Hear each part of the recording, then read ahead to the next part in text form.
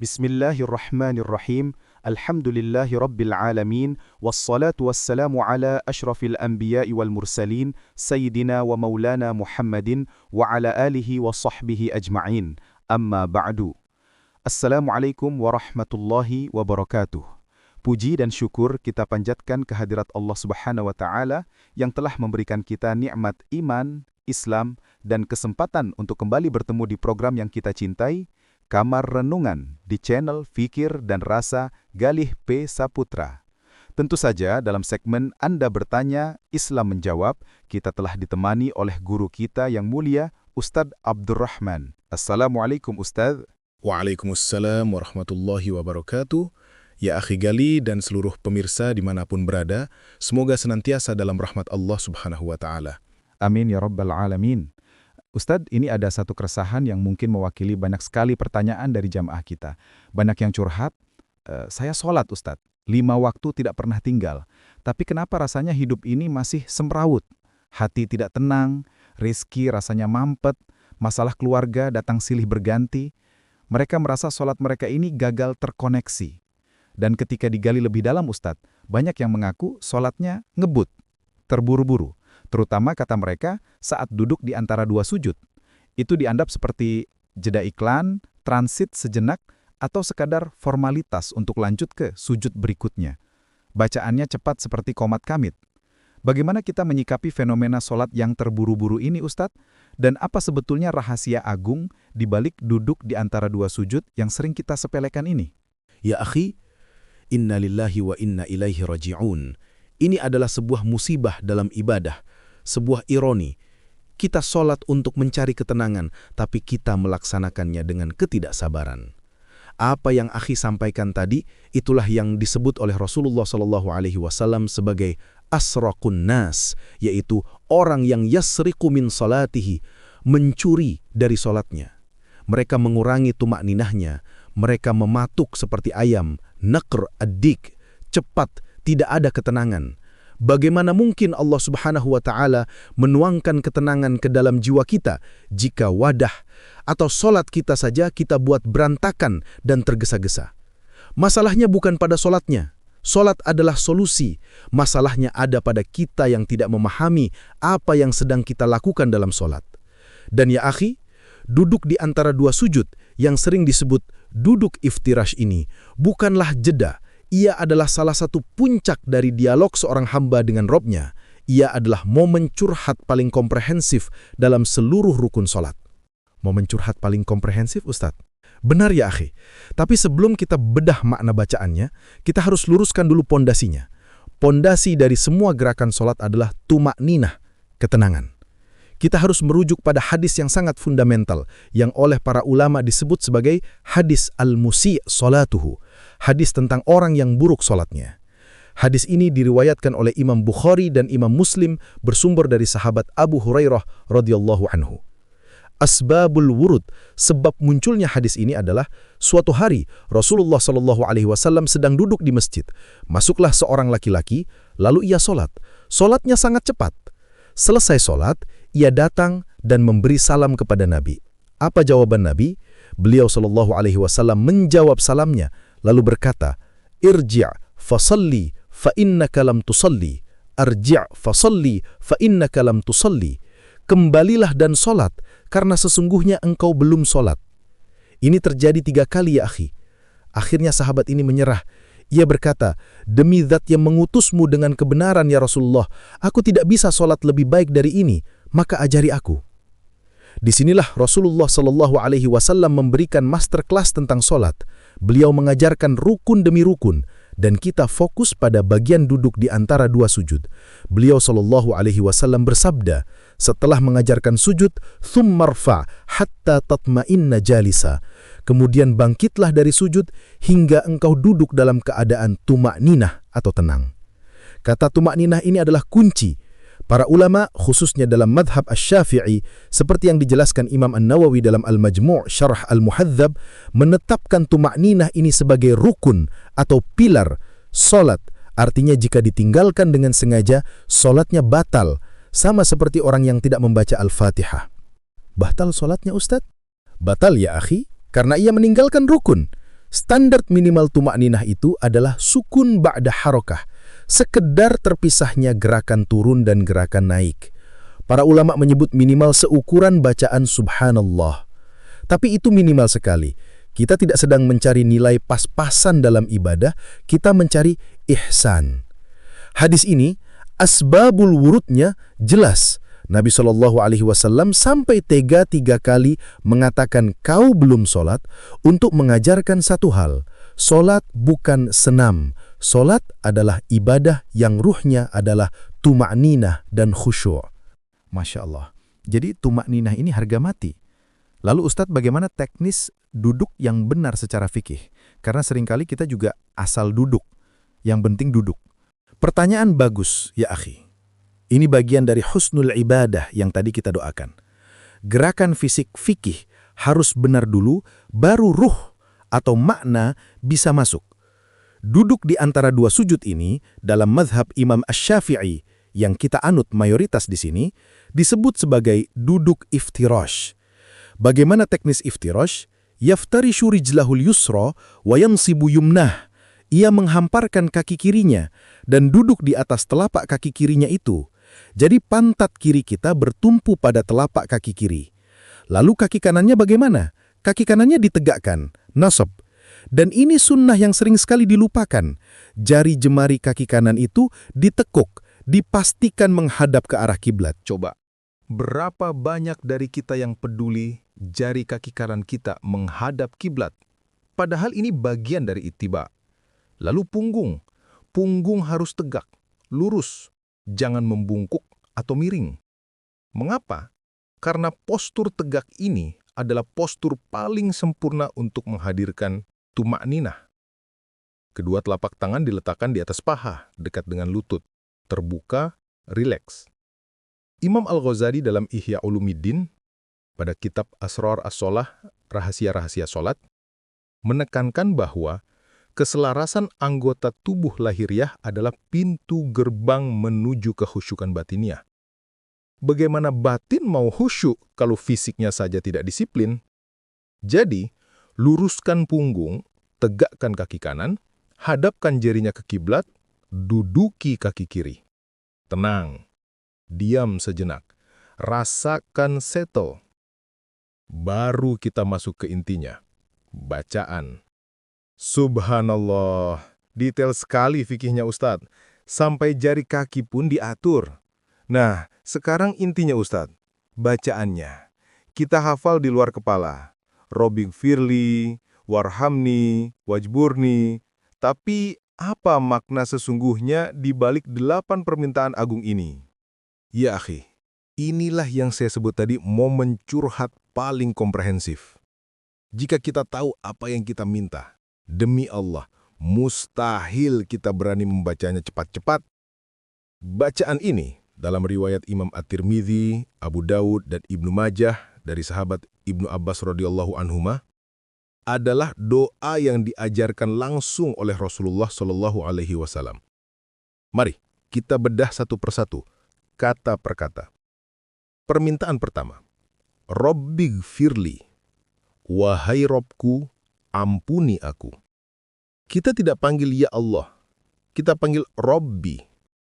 Rob adalah Tuhan yang tarbiyah, memelihara, mendidik, merawat.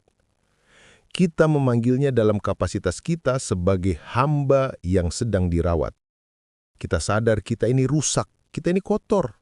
Maka hal pertama yang kita minta adalah dibersihkan. Ighfirli, ampuni aku. Dari kata gofaroh. Apa makna asal gofaroh? Dalam bahasa Arab, gofaroh artinya as-satr, menutupi. Benda yang dipakai untuk menutupi kepala saat perang disebut mi'far, helm. Jadi saat kita bilang Robbighfirli, kita sedang memohon dua hal. Ya Rob, tutupi aibku, tutupi dosaku. Jangan permalukan aku di dunia ini dengan terbukanya aib kita. Dan jangan permalukan aku di akhirat nanti, di hadapan seluruh makhluk saat hisab. Dan yang kedua, setelah ditutup, hapuskan bekasnya. Ini adalah pembuka.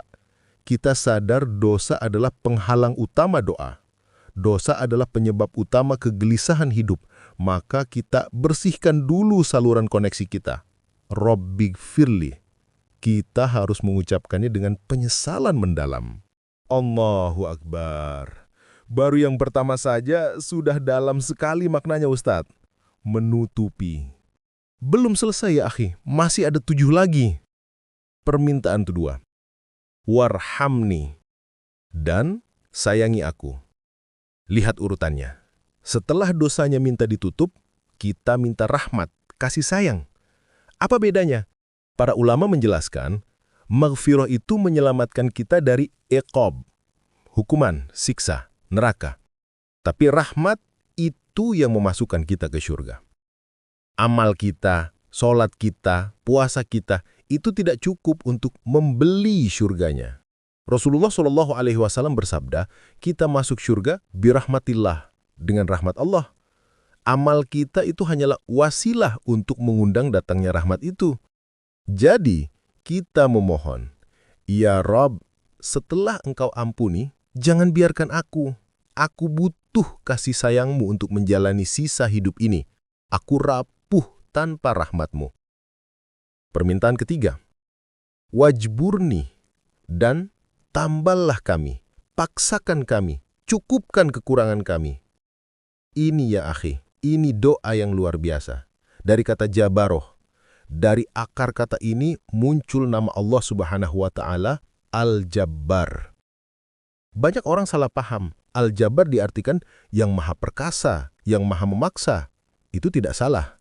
Tapi makna aslinya seperti dijelaskan Imam Al-Ghazali dalam Al-Maqsad Al-Asna atau Imam Al-Qurtubi adalah Al-Muslih li'uruki khalqih, yang maha memperbaiki urusan makhluknya.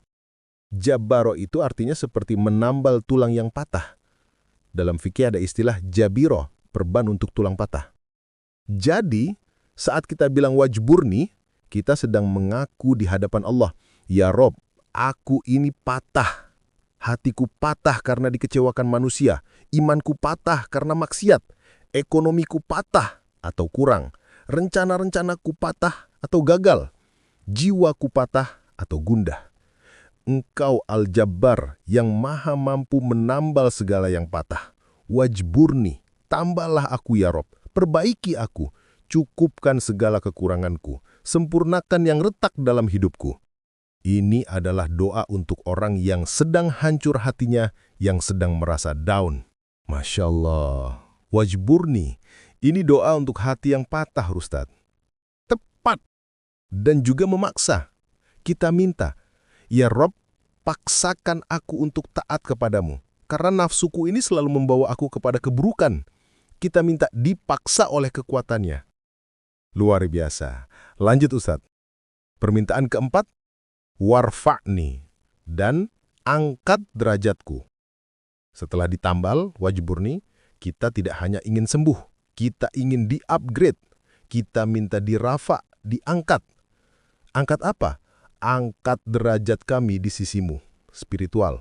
Angkat derajat kami di mata manusia, sosial kehormatan. Jauhkan kami dari kehinaan. Kita minta kemuliaan yang hakiki, kemuliaan karena dekat dengannya. Bukan kemuliaan semu karena harta atau jabatan. Ya Rob, jika aku miskin, jangan hinakan aku. Jika aku kaya, jadikan itu kemuliaan. Warfa'ani. Permintaan kelima, warzukni, dan berilah aku rezeki. Nah, ini dia. Doa yang sering jadi fokus utama kita di luar sholat. Tapi lihat, dalam sholat urutannya nomor 5. Kita minta ampun dulu, Ghafirli. Minta sayang dulu, Rahmanni. Minta ditambal dulu, Jabarni. Minta diangkat derajat dulu, Rafa'ni. Baru kita minta rezeki. Ini filosofi agung. Seakan-akan Allah Subhanahu wa Ta'ala mengajarkan, perbaiki dulu hubunganmu denganku. Minta ampun, minta rahmat. Perbaiki dulu dirimu. Minta ditambal, minta diangkat. Baru minta urusan duniamu, rezeki. Dan rizq di sini, seperti dijelaskan para ulama tafsir, bukan cuma uang atau materi. Rizq adalah kullu ma yuntafa'u bihi, segala sesuatu yang bisa diambil manfaatnya. Rizki ilmu yang bermanfaat, rizki kesehatan, rizki keluarga yang sakinah, rizki anak yang soleh, rizki teman yang baik, rizki hati yang qanaah, merasa cukup, rizki taufik untuk beribadah. Ini permintaan paket lengkap. Kita minta rizki yang halalan thayyiban mubarakan, halal, baik, dan berkah. Pantas saja rizki kita seret, Ustadz. 4 permintaan sebelumnya kita abaikan. Bisa jadi, ya akhi, bisa jadi. Kita lanjut. Permintaan ke-6. Wahdini, dan beri aku petunjuk, hidayah. Ini inti dari surat Al-Fatihah yang kita baca setiap rakaat. Ihdinas siratal mustaqim. Kenapa diulang lagi di sini? Karena kita tahu rizki yang banyak, warzukni, derajat yang tinggi, warfa'ni, kalau tanpa hidayah, petunjuk, itu adalah istidraj, itu adalah bencana, itu adalah kehancuran. Kita minta, ya Rob, beri aku rizki, tapi bimbing aku, wahdini, dalam menggunakannya. Angkat derajatku, tapi bimbing aku agar tidak sombong. Beri aku hidayah agar selalu on track di jalan yang lurus, agar tidak tersesat oleh dunia yang baru saja aku minta. Ini adalah rem dan GPS kita. Permintaan ke-7, wa'afini, dan beri aku afiyah. Afiyah, ini satu kata yang nilainya lebih mahal dari dunia dan seisinya. Rasulullah SAW berpesan pada pamannya Al-Abbas radhiyallahu anhu untuk banyak meminta afiyah. Apa itu afiyah? Para ulama seperti Ibnul Qayyim menjelaskannya sebagai salamatun fid dini wad dunya, keselamatan total urusan agama dan dunia. Afiyah itu artinya sehat fisik, sehat mental, selamat dari fitnah subhat dan syahwat, selamat dari musibah, selamat dari bencana, selamat dari hutang yang melilit, selamat dari kezoliman orang. Afiyah itu adalah payung proteksi total dari Allah Subhanahu wa Ta'ala. Kita minta sehat agar bisa ibadah, kita minta selamat agar hidup tenang. Permintaan ke-8, wa'fu anni, dan maafkan aku. Ya akhi, lihat, dibuka dengan Rabbighfirli, ampuni aku, ditutup dengan wa'fu anni, maafkan aku. Apa bedanya? Ini adalah puncak kerendahan hatian. Para ulama, termasuk Imam Al-Ghazali, sering membedakan maghfirah dari ghafara dan afu dari afa. Maghfirah, ampunan, seperti kita bahas tadi, artinya as-satar, ditutupi, dosanya ditutupi, aibnya ditutupi, tidak dipermalukan. Tapi berkas catatannya mungkin masih ada di Lauhul Mahfuz. Tapi afu atau maaf itu berasal dari akar kata afa yang artinya al-mahwu wal izalah. Dihapus bersih dan dihilangkan total, seperti angin yang afa menghapus jejak kaki di padang pasir, hilang tak berbekas sama sekali. Jadi di akhir kita merengek lagi, ya Rabb, tadi di awal aku minta ditutupi, Rabbighfirli. Sekarang di akhir aku minta lebih, aku minta dihapus bersih, wa'fu anni. Anggaplah aku tidak pernah melakukan dosa itu, berikan aku clean slate. Allahu Akbar, 8 permintaan. Ampunan, kasih sayang, perbaikan diri, ketinggian derajat, rizki, petunjuk, proteksi total, dan penghapusan dosa. Seluruh kebutuhan dunia dan akhirat kita ada di dalam satu duduk yang sering kita anggap jeda itu, ya akhi.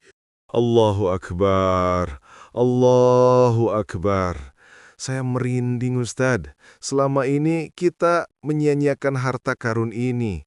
Kita membacanya seperti orang kumur-kumur. Pantas hidup kita tidak berubah. Tepat. Bagaimana hidup mau berubah kalau kita tidak tumakninah saat memintanya? Bagaimana mau dikabulkan jika kita memintanya seperti orang yang tidak butuh?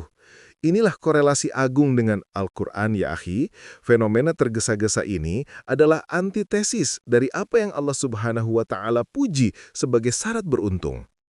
Allah Subhanahu wa Ta'ala berfirman dalam pembukaan Quran surat Al-Mu'minun ayat 1 dan 2, Qad aflahal mu'minun, alladzina hum fi salatihim khashu'un. Sungguh, pasti telah beruntung orang-orang yang beriman, yaitu orang-orang yang mereka di dalam salat mereka itu khusyuk. Mari kita lihat sedikit keindahan bahasa atau balaghah ayat ini. Pertama, Allah Subhanahu wa Ta'ala menggunakan qad yang masuk ke fi'il madhi, yaitu aflaha, yang telah beruntung. Dalam ilmu nahwu dan balaghah, ini disebut litahqiq wa taqrib, untuk penegasan yang pasti dan dekat. Keberuntungan itu sudah pasti didapat, bukan akan, tapi telah, saking pastinya. Kedua, siapa mereka? Alladzina hum fi salatihim khashi'un. Lihat penggunaan huruf jar, kata depan fi, yang berarti di dalam. Allah Subhanahu wa Ta'ala tidak bilang ala salatihim, di atas salat. Fi menunjukkan zarfiyah atau wadah, artinya mereka tenggelam, larut, immersed di dalam salatnya. Salat itu membungkus mereka. Bukan mereka yang sekedar menjalankan salat, tapi mereka berada di dalam salat. Dan apa itu khasyi'un? Khasyu' itu intinya adalah hudurul qalb, hadirnya hati, dan sukunul jawarih, tenangnya anggota badan. Di mana letak implementasi sukunul jawarih, tenangnya anggota badan, yang paling jelas saat tumakninah? Dan di mana hudurul qalb yang paling dibutuhkan saat kita memohon 8 permintaan tadi di antara 2 sujud? Jadi, orang yang tergesa-gesa saat duduk di antara 2 sujud, dia telah mengkhianati prinsip khusyuk yang menjadi syarat aflaha atau keberuntungan tadi. Berarti tumakninah itu adalah wadah fisik dari khusyuk yang sifatnya batiniah ya Ustadz? Sangat tepat ya akhi. Tumakninah itu fisiknya, khusyuk itu ruhnya. Keduanya tidak bisa dipisahkan. Dan mengenai asbabun nuzul atau sebab turunnya ayat khusyuk ini, Imam Jalaluddin As-Suyuti dalam kitabnya Lubabun Nuqul fi Asbabin Nuzul mengutip beberapa riwayat. Salah satunya dari Ibnu Sirin, beliau berkata, dahulu para sahabat di awal masa Islam, mereka sholat sambil mengangkat pandangan mereka ke langit atau menengok ke kanan dan ke kiri. Pikiran mereka belum terkunci, maka turunlah ayat ini, alladzina hum fi sholatihim khashi'un. Sejak ayat itu turun, Rasulullah SAW dan para sahabat menundukkan pandangan mereka ke tempat sujud. Apa hikmahnya? Khusyuk itu butuh dikunci. Visi kita harus dikunci dulu, pandangan terkunci, gerakan terkunci atau tenang, baru batin kita bisa ikut terkunci, yaitu fokus. Ini relevan dengan duduk di antara 2 sujud. Kita kunci dulu fisik kita, duduk iftirosh dengan benar, tegak, tenang, tumakninah. Barulah batin kita bisa hadir untuk menyelami makna 8 permintaan tadi. Kita ambil hikmah dari ulama agung, Imam Ibnul Qayyim Al-Jauziyah. Dalam kitabnya Madarij As-Salikin, beliau berkata bahwa solat yang di dalamnya tidak ada tumakninah dan khusyuk, itu laksana jasad tanpa ruh. Itu seperti kita mempersembahkan mayat kepada Allah Subhanahu wa Ta'ala. Na'udzubillahi min dzalik. Na'udzubillahi min dzalik. Astagfirullah. Jadi Ustaz, apa pelajaran besar, filosofi agung yang harus kami bawa pulang hari ini dari kamar renungan ini? Bagaimana menghubungkan semua ini sebagai solusi atas fenomena sosial? Hati gundah, resah, keos, rezeki seret, padahal rajin sholat. Itu terjadi karena sholatnya keos. Sholatnya terburu-buru. Sholatnya tidak ada tumakninah. Bagaimana mungkin engkau mengharapkan ketenangan, tumakninah, dalam hidupmu jika dalam menghadap Rabb-mu yang merupakan sumber ketenangan, engkau tidak bisa tenang walau sejenak? Duduk di antara 2 sujud adalah blueprint solusi hidup kita. Coba kita renungkan. Hidup kita semeraut karena apa? Karena banyak dosa, kita punya Rabbighfirli dan wa'fu anni. Karena merasa kurang, patah dan tidak sempurna, kita punya Wajburni. Karena merasa hina atau tidak berharga, kita punya Warfa'ni. Karena merasa rezeki sempit, kita punya Warzuqni. Karena bingung arah hidup, takut tersesat, kita punya Wahdini. Karena takut sakit, takut musibah, tidak aman, kita punya Wa'afini. Karena merasa sendirian, tidak disayang, kita punya Warhamni. Semua solusi atas problematika zaman modern, krisis makna, kegundahan hati, masalah ekonomi, masalah keluarga, jawabannya ada di sana, di antara 2 sujudmu. Maka obatnya bukan mencari keluar, obatnya ada di dalam sholat kita. Perbaiki sholatmu, maka Allah Subhanahu wa Ta'ala yang Al-Jabbar itu akan menambal, yajburu, hidupmu. Mulai sholat berikutnya, saat akhi duduk di antara dua sujud, berhentilah mematuk. Duduklah dengan tumak ninah, tegakkan punggungmu, hadirkan hatimu, dan bicaralah pada Robmu, satu persatu. Ya Rob, ampuni aku, sayangi aku, tambal aku, rasakan setiap katanya. Masya Allah, jawaban yang sangat menyentuh dan solutif Ustaz. Ini benar-benar menjadi kamar renungan bagi kami semua untuk memperbaiki hal paling fundamental, sholat kami. Ya akhi, sebelum kita tutup, mari kita gunakan sisa waktu ini untuk bermuhasabah. Ajak semua pemirsa channel Fikir dan Rasa Galih P. Saputra untuk merenung sejenak saja. Tanyakan pada diri kita masing-masing dengan jujur. Sudah berapa puluh tahun aku mencuri dalam sholatku? Saat aku duduk di antara dua sujud, apakah aku benar-benar duduk dan berdialog? Atau aku hanya transit? Saat aku berkata Rabbighfirli, apakah hatiku benar-benar merasa kotor dan berdosa? Saat aku berkata wajburni, apakah sungguh-sungguh merasa patah dan hancur sehingga butuh pertolongannya? Saat aku berkata warzukni, apakah hatiku masih sibuk mengandalkan atasan, klien, dan kemampuanku sendiri? Atau aku total yakin rezeki itu murni darinya? Jangan-jangan hidup kita yang semeraut, gundah, dan penuh masalah hari ini adalah cermin langsung dari sholat kita yang juga semeraut, tergesa-gesa, dan tidak tumak ninah. Astaghfirullahalazim. Ya akhi, mari kita tutup majelis ilmu ini dengan memohon ampun dan memohon pertolongannya. Bismillahirrahmanirrahim. Alhamdulillahi rabbil alamin. Allahumma salli ala sayyidina Muhammadin wa ala ali sayyidina Muhammad. Ya Rabbana zalamna anfusana wa illam taghfir lana wa tarhamna lanakunanna minal khasirin. Ya Allah, ya Tawwab, ampuni kami jika selama ini kami telah tergesa-gesa dalam menghadap-Mu. Ampuni kami jika kami menjadikan salat hanya sebagai penggugur kewajiban, bukan sebagai qurratu ainin, penyejuk mata dan kebutuhan roh kami. Ya Allah, ya Jabbar, wajburna, perbaiki segala kekurangan dalam solat kami, agar Engkau perbaiki segala keretakan dan kekurangan dalam hidup kami. Berikan kami tumak ninah dalam solat kami, agar Engkau anugerahkan tumak ninah, ketenangan, dalam hati, jiwa, dan rumah tangga kami. Ya Allah, ajarkan kami apa yang bermanfaat bagi kami, beri kami manfaat dari apa yang Engkau ajarkan, dan tambahkan kami ilmu. Allahumma ahinna ala dzikrika wa syukrika wa husni ibadatik. Rabbana atina fid dunya hasanah wa fil akhirati hasanah wa qina adzabannar. Walhamdulillahi rabbil alamin. Saya rasa cukup ya akhi, saya kembalikan kepada akhi Galih. Wabillahi taufiq wal hidayah. Wassalamualaikum warahmatullahi wabarakatuh. Waalaikumsalam warahmatullahi wabarakatuh. Jazakallahu khairan kathiran Ustaz Abdurrahman atas ilmu yang sangat mendalam dan menyentuh hati ini. Pemirsa kamar renungan yang dirahmati Allah Subhanahu wa Ta'ala, kita telah mendapatkan sebuah kunci. Kunci ketenangan hidup ternyata tersimpan di tempat yang sering kita abaikan, di antara dua sujud kita. Semoga Allah Subhanahu wa Ta'ala memberi kita taufik untuk memperbaiki sholat kita, menghadirkan tumak ninah, dan menyelami 8 permintaan agung di dalamnya. Saya Galih K. Saputra, pamit undur diri. Terima kasih atas perhatian Anda. Wallahul muwafiq ila aqwamit thariq. Wassalamualaikum warahmatullahi wabarakatuh.